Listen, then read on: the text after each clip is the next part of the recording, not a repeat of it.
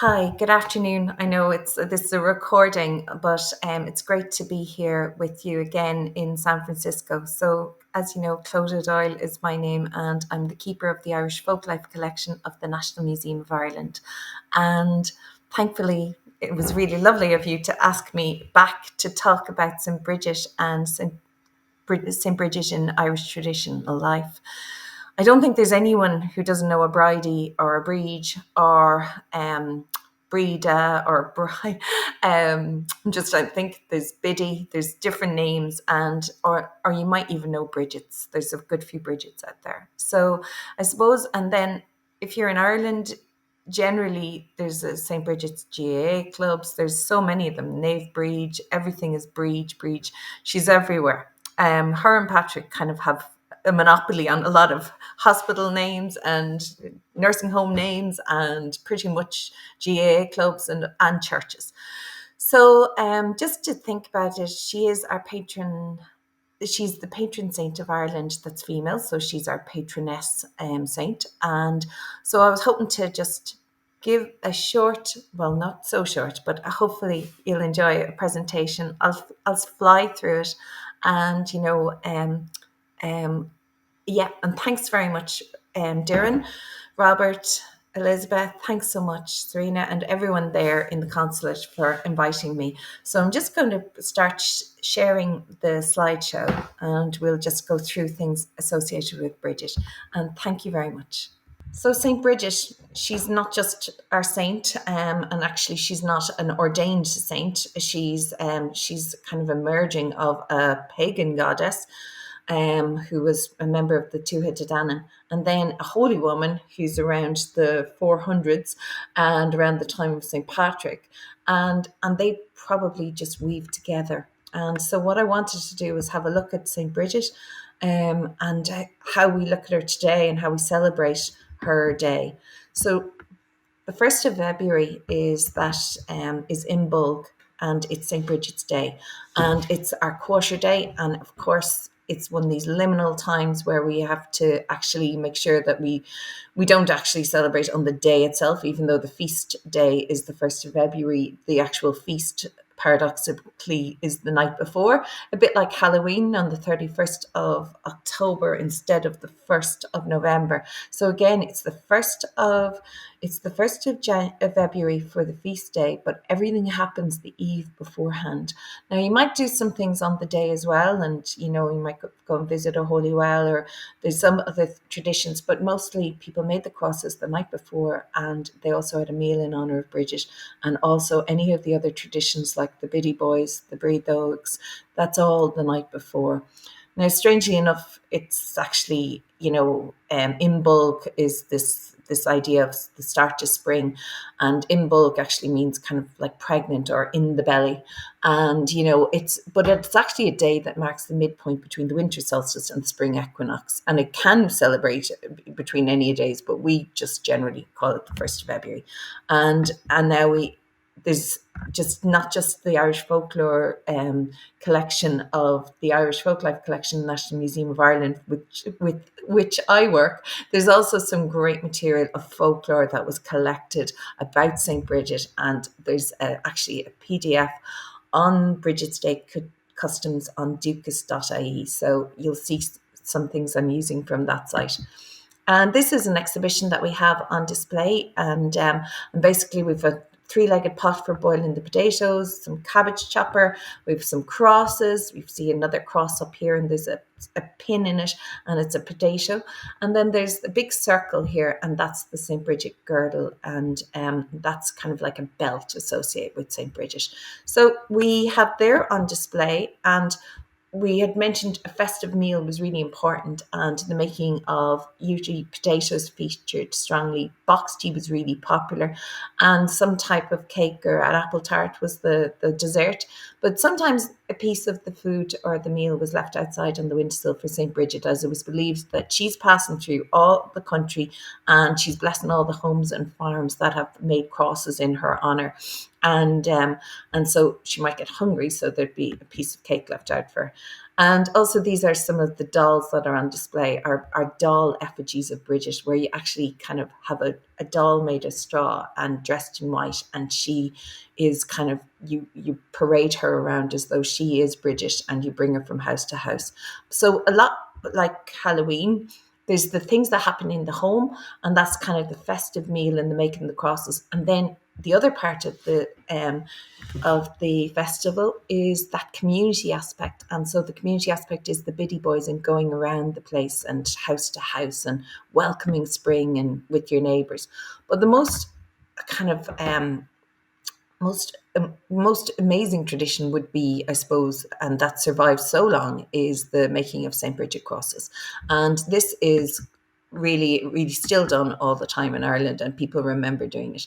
And I'm just going to play this video, which was taken in Ranafast in Donegal and the Gaeltacht there, and it just explains what happens on the night of the 31st. So the eldest daughter, often named Bridget, or the daughter named Bridget, will go around the house maybe 3 times. She'll kneel down and knock on the door of the house, and she'll knock 3 times. 3 is a very important number in tradition. And the family will get down on their hands and knees, and they will say a prayer to welcome. She'll ask, "Are you ready to welcome Bridget into your home?" And they will agree to do that. And then whatever they were going to use to make the straw, and this crosses, in this case it's straw, it's blessed with holy water.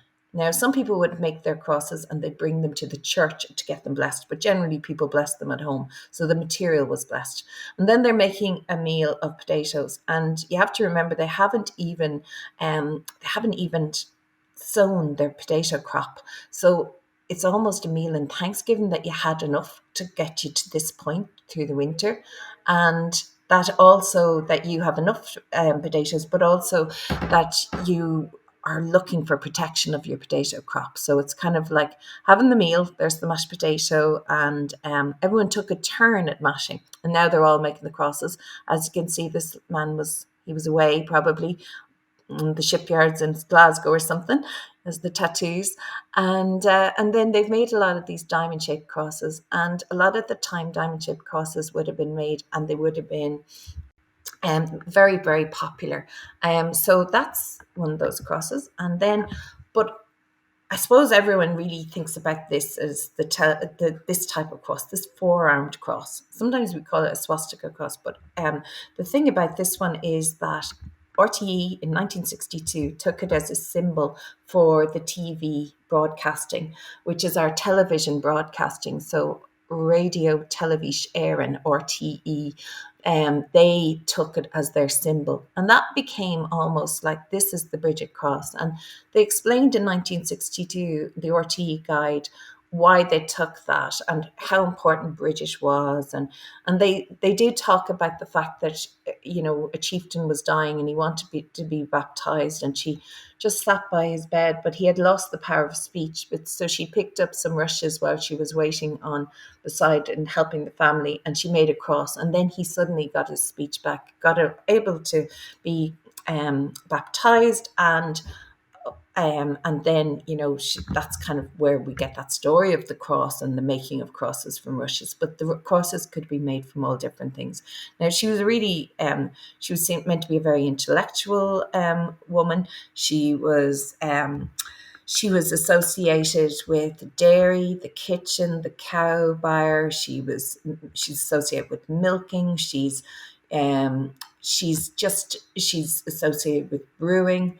She's associated with fertility on the land and all of that, new birth. And when you think about the new birth on the land and all the lambs that are actually being born at the moment around where the farms around where I live, it's like maternity wards in every shed.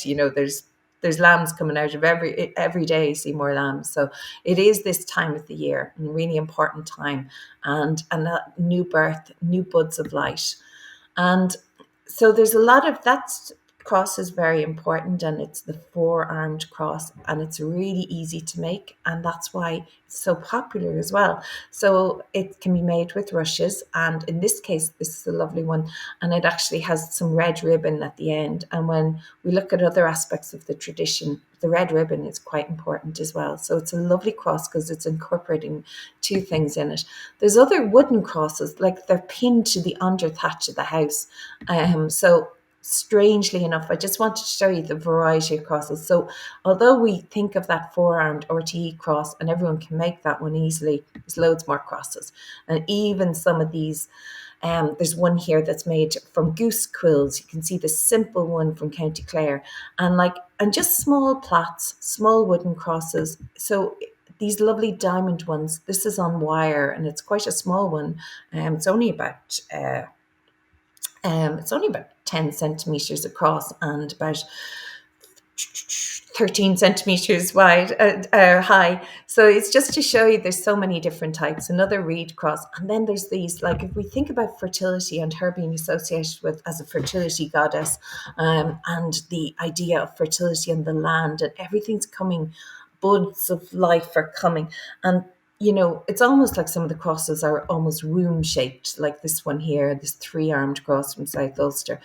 I love this small little cross, just a simple wooden cross, and it says "Go mé bannacht neve breach an grus seo." So that it's a wish that the blessings of Brigid are now in that cross. So it's lovely. And then there's the three-armed cross, a bit like the symbol for the Isle of Man, the triskel, and that three-armed cross. My colleague Tom Doyle can make this one as well, and I think he has a PDF as to how to make it on the website. You can make the four-arm or the three-arm. And this is when we were talking about the fact that, your crops haven't even been sown. So sometimes the very crop that you really want Brigid to protect is the potato crop. And so often you incorporate the potato into the actual cross or the sheaves of corn. So this is shriveled up potatoes that probably were a bit bigger, but you can imagine that this cross then is there's like a big stick there and it skewers in to the under thatch of the roof. So, and just to see the variety, these lovely crosses with their diamonds and different interlaces and different colours, using straw and rushes quite often, and wood. And a popular thing that schools do, and a popular things that happens in communities. And just about that red ribbon we talked about, one of the traditions is definitely to leave something out for Brigid. And we mentioned about leaving out a piece of cake or some bit of food to give her sustenance on her journey, blessing all the homes and farms. But another thing you might leave out in the windowsill is a ribbon breja or a brath breja. So a brath breja is like a little bit of fabric, and a ribbon breja. And the thing is, it's really it's a custom to put this out, and then the next morning it's been blessed by Brigid. It's probably expanded with the dew, so it's definitely changed almost in shape. But this ribbon or piece of cloth, it's supposed to be have curative properties, and as a result of that, you're able to use it put it away safely, and it can be used in cures and prevention of illness and protection of illness for the coming year. And when we call it brath, it's like her cloak. So this is the mantle of Saint Brigid, and it's leaving that red, leaving the red. Sorry, now I just want to. Yeah, it's leaving that red fabric out probably. And red flannel was really important. It's really great protective qualities. And quite often when there's relics, you often see them on red flannel. It's a very important and protective colour. So the brath breja could often be a piece of red flannel or red ribbon, because for that extra protection. And this is the idea of the tradition and legend that St. Brigid got the land for her monastery, or in County Kildare. She went to the King of Leinster, and he wasn't going to give her any land, but she said she'd just take, the amount of land that her cloak covered. And of course he said no problem, knowing that it was quite small, some long hooded cloak, but nothing. But of course it started expanding all over the Curragh of Kildare, and she got all the land, and he almost had to beg her not to let the cloak stop. So, but anyway, there is supposed to be a mantle, a relic of the mantle of Saint Brigid. So this her cloak is meant to have a relic. Now, I haven't gone to see it, and strangely enough, I was in Bruges at the time, but I'd forgotten to go to it. And I don't know what it looks like now, but these are brown. This is 1936. This was written, and the fabric was meant to be this tufted red flannel with lots of curls in it. So it's very fulled red flannel, and it's meant to be part of St. Brigid's cloak, and it's meant to be bright red. Now, I have to go to the cathedral and see that sometime, San Savio, and but there is a small piece of like a tiny one, a tiny relic of it, so you can see that it's small and red. It's got red. This is in Dublin, and it's in with the nuns in Drumcondra have this small relic of Saint Brigid's cloak from Bruges. I don't know how it ended up there. Now I want to show you where the crosses end up sometimes and the symbol. So these are O'Neill's GAA shorts, and they're for County Kildare, because St. Brigid is really St. Brigid of Kildare. Now, she was born in Faughart, County Louth, and they like to claim her as well. And why wouldn't they? But Kildare is where she is associated with. And the Kildare GAA were the white, they're known as the lily whites, but Brigid is always dressed in white. So it's a kind of, and the Breathe Oaks are dressed in white. So these are the O'Neill's white jersey. And you can see they have a kind of stylized St. Brigid cross. There's Paul Mescal wearing St. Brigid's, the St. Brigid cross on the Kildare GAA shorts, with some Gucci top that's worth thousands, whereas the shorts are only worth €22 or something. And then County Louth, for their symbol, they have a stylized County Louth use the St. Brigid cross as well as part of their GAA symbols. It's always been on their emblem, and they also claim her. And it's on their jersey, even the current jersey at the moment. Now, just to get some more, the idea of having the Brigid's Day out in the community. Now, these men look absolutely fantastic in all their disguises and their massive hats. So these are the Biddy boys, and they are out in Kerry and these are the Breathe Oaks, these massive doll effigies of Brigid. So we've got one or two of these, and they lie in the presses. They'd scare you. But they're huge and very, very popular in around Kerry. And often these Biddy boys would wear the hats. Now, a lot of the time straw hats were worn at all different times of the year. So this is a sense that the straw hats, this could be worn for straw boys at weddings, but sometimes they're definitely just for the Biddy boys, especially when you incorporate like a diamond shaped Brigid cross into your hat at the same time. So they're carrying a Biddy. This is Biddy dressed in white. Give her a penny for this dark night. And there's definitely, they'd go from house to house with the Biddy. They'd go in disguise. They'd play a bit of music. It's a way of getting a bit of money and having a bit of crack. So this is the night, and this is from the Biddy Boys and Dukas website. And then you can see where the Biddy Boys were popular in the map by Danaher in 1942. Kevin Danaher shows where that Biddy was quite popular, bringing the Breathe Oaks and the Biddy Boys going from house to house.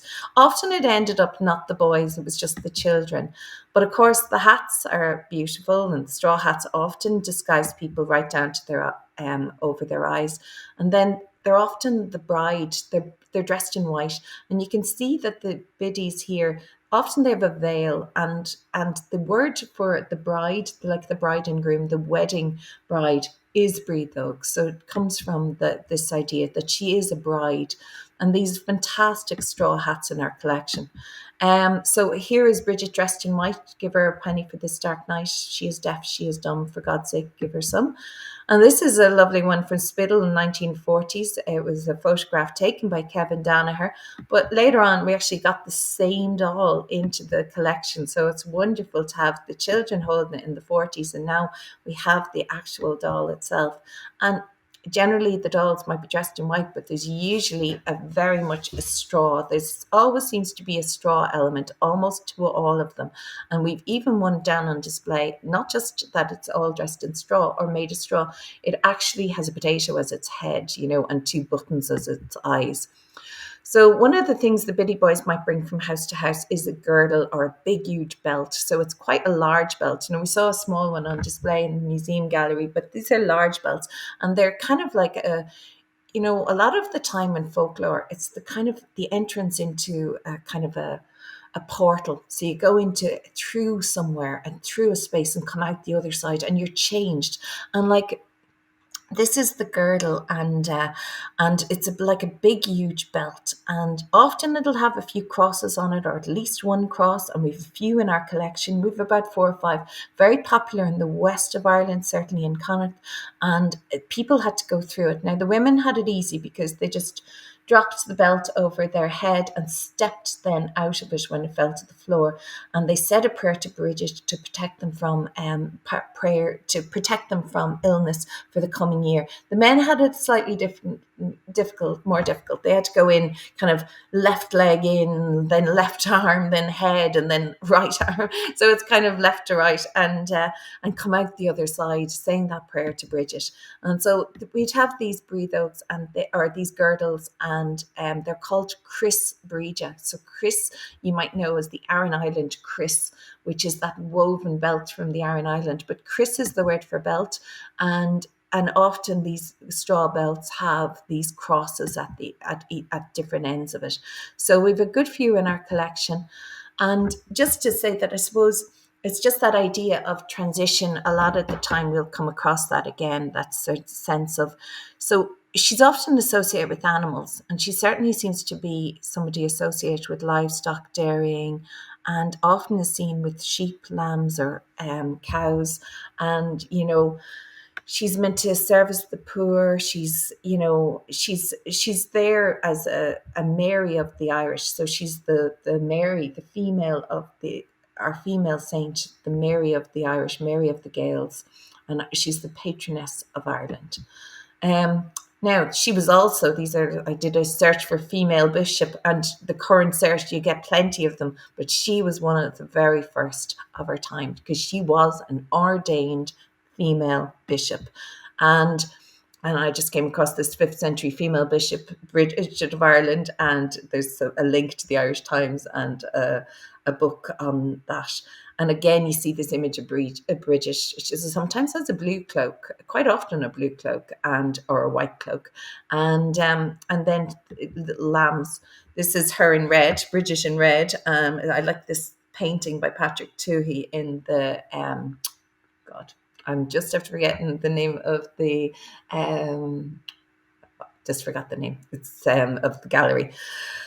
The Hugh Lane Gallery. But also, Brigid then as the saint, she kind of takes on a lot of the things of the goddess. So if the goddess is associated with fertility, so is Brigid. And, it's great because she takes on all those roles. But also St. Brigid of Ireland seems to have, well, there was a lot of relics going around, body parts basically of saints were very popular in the Middle Ages. And there was loads of relics, and there is some relics in 2 different churches in Lisbon. There's like relics of Saint Brigid and her skull. So it's just kind of interesting that she's kind of bits of her gone around the place. And this is the container of the skull, the golden container, and where the skull is. But there's a fragment in there, and there was another one quite large that has more.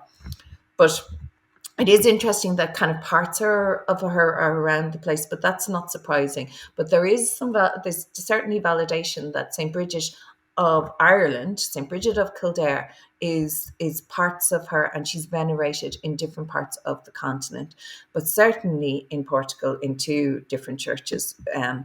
And this is a shrine of St. Brigid Shoe. It's possibly not, maybe not associated with Brigid, but it's been dedicated to her. So of course we'll go with that. So, and we're not quite sure. I think that Cormac Burke has done some different. I think they're looking at what date that actually is. And but anyway, this is the Shrine of St. Brigid's Shoe, and as known, and it's in National Museum of Ireland's Treasury collection. We think of St. Brigid of Kildare, and that's where she set up her monastery. And she was born in Faughart in County Louth, and so they have a claim to her as well. And but then there was a fire temple, and that idea of an eternal flame that was burning there up until for about 1,000 years, until around the Reformation, when it was extinguished, when Christ was deemed to be the light of the world and there could be no other lights. But there seemed to have been a flame always lit in Kildare at the temple, or the and had continuously burned, and now they've started burning that again in a little in the center there, the Sullus Brigid Center. They started another flame there. So she's one of our three saints, and we have Columkill, or Columba, he's known as. It can be either or, but he's just after celebrating 1,500 years since he was born. Then there's St. Patrick, of course, and our patron saint, and he's the main one. So, but we have the three saints and St. Brigid, and so.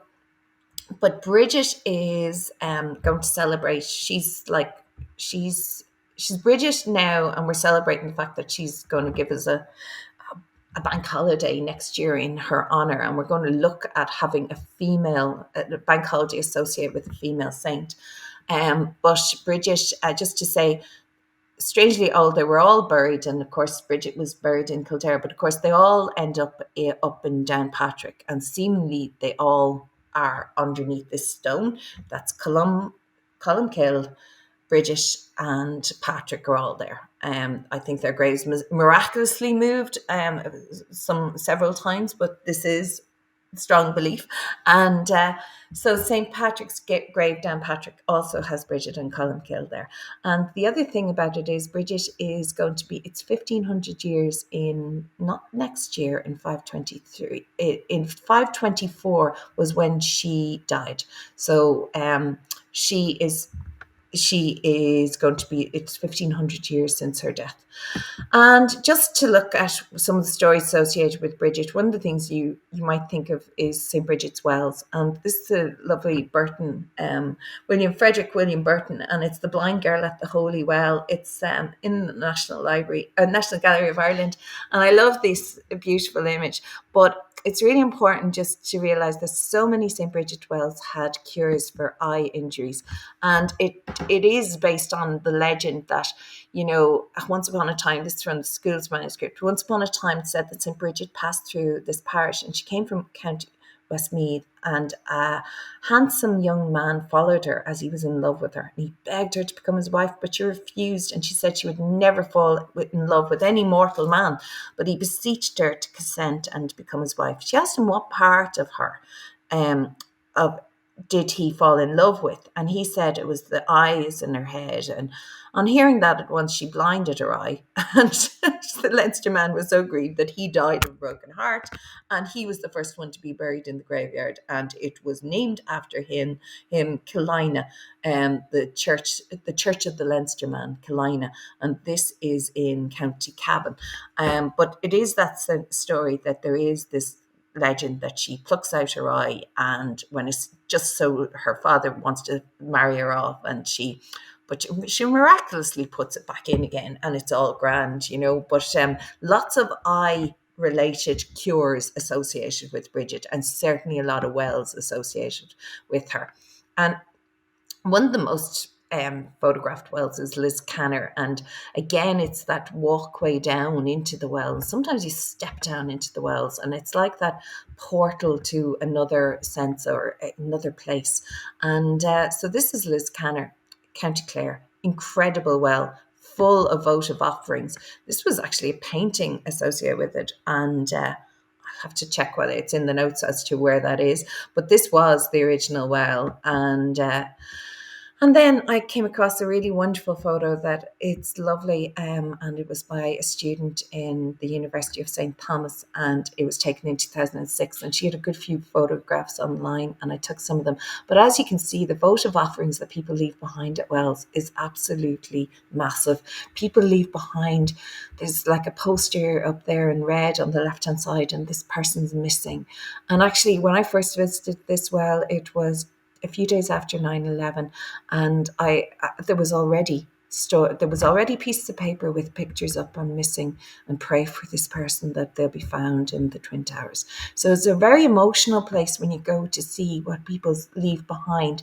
And a lot of the time at holy wells, a votive offering is left behind. So you see people to whom their intention is left behind there, and they're wanting their prayers to be offered, to be answered. And sometimes they leave a small little part of them behind. And then just to go back as well, that we said she's associated with fertility. Some of the wells would also have cures for fertility. And, this is Bride's Well, so Brigid or Bride, the Bride's Well. So this is Bride Well in County Roscommon, and it's associated with I have the Earl of Antrim, Walter Randall MacDonald, I think his name was. But anyway, his wife he had heard that this well was reputed to cure barren women, and he asked his wife, and she partook of the waters of the well, and they had their child. And as a result, he makes a beautiful he puts a plaque, and he makes steps and different things, and he builds up an area around the well and gives it more stature. This is in Kildare, St. Brigid in Kildare, but she's also the Irish St. Brigid. She is also in England and in Wales. She seems to be this is St. Patrick's Church in Glastonbury in England, and there's a painting of Brigid of Kildare, and see she's got the fire temple, she's got the bowl of fire, she's got a spindle, and she's got the cows there. And it turns up in England and in Scotland, and this is her in a Catholic church in Mason, Georgia, and a beautiful stained glass image of her. And she's often displayed with the crozier, but also with maybe she'd often have a lamp. So this is in Cologne, in the Cathedral of St. Martin, and the Brigid von Kildare is actually there's a statue to her there. And she's not to be confused with the other Brigid. So there's a Brigid of Sweden, and the Brigidines, the order of the Brigidines, the religious order, they are founded by Saint Brigitta, and she's known as Brigid of Sweden, and she actually is an approved saint. So she is Brigid. Our Brigid of Kildare was never. She's never ordained as part of she's never been given actual saint status, but this Brigid of Sweden in 1344 it becomes she's up for sainthood, and it's approved around 1370, and it seems to be really popular across Europe, this Saint Brigid of Sweden. And these are the Brigidines, and they are the nuns, and they wear a particular headdress, and her order is found all over the world. And actually, this Brigid of Sweden, she was actually made one of the 6 patron saints of Europe, the continent, by Pope John Paul. And so Brigid of Sweden and a few others were made. Were made some of the saints associated with as the patron saints of Europe. Now, in Limerick, there is a metre crozier. There's a crozier in the Hunt Museum, and it actually has both Brigid of Sweden and Brigid of Kildare. So this is like the length of what the height of a crozier. And I've been assured by the conservator, Karen Wilson there, the head of collections, that that isn't her hand. It was another photo. But you can see that Brigid is there and the actual ornate detail on it. So you can see there's Brigid of Kildare and then Brigid of Sweden, because Brigid of Sweden often has a crown because she's kind of associated with nobility as well. And to have both of them on the same piece is really important. And when you think that, especially when the date of that crozier is, oh God, I think it's very, very close to her ordination, around 1370. So it's she must be, the news of that must have, been in Ireland. So she turns up. But this is 1350, around that time as well. And we have Brigid on the Downach Argid book shrine, thanks to my colleague Paul Malarkey for that. And there is the Brigidine sisters. So Brigidine sisters, and these are the Irish ones, and they're associated in 1807, and they're set up in Mount Rath, I think, and then there's a church in Tullow, and this is just a stained glass window in Tullow. But they are they're more associated with St. Brigid of Kildare. So this is the Brigadine Brigadine sisters. And this is a photo of Fahart in County Louth, and this is where Brigid is born. And so there's a holy well at Fahart, and again that's that sense of a walking down and going down into the depths to get to the well, but also leaving behind some token at a holy well. So there's the rag tree, and leaving behind and tying a ribbon on a rag tree. And often that's the case at Holy Wells. This is Mulhuddard, County Dublin, and then back to Kildare, the important one. And then another one in County Mayo, and this is Mullingar, County Westmeath. And then this is the one in Brideswell, and the coat of arms of the Earl of Antrim is on that, associated with him.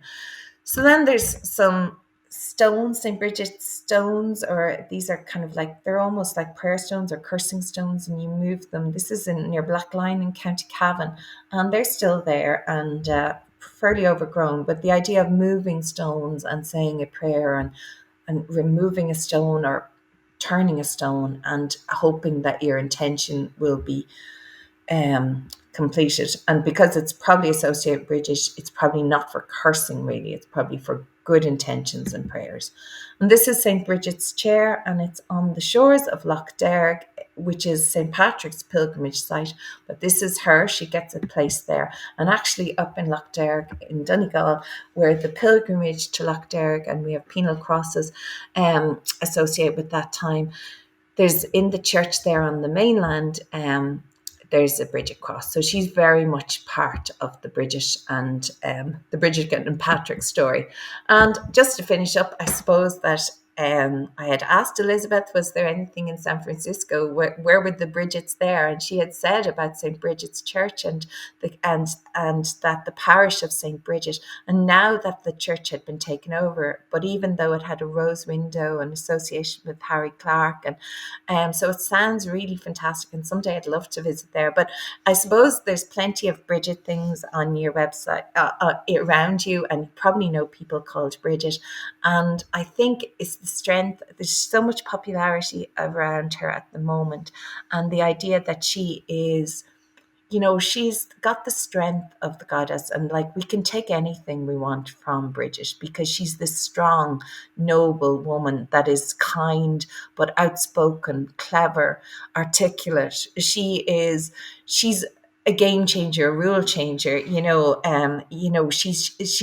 the sense that she is the feminine in a church that is, and she's the recognized feminine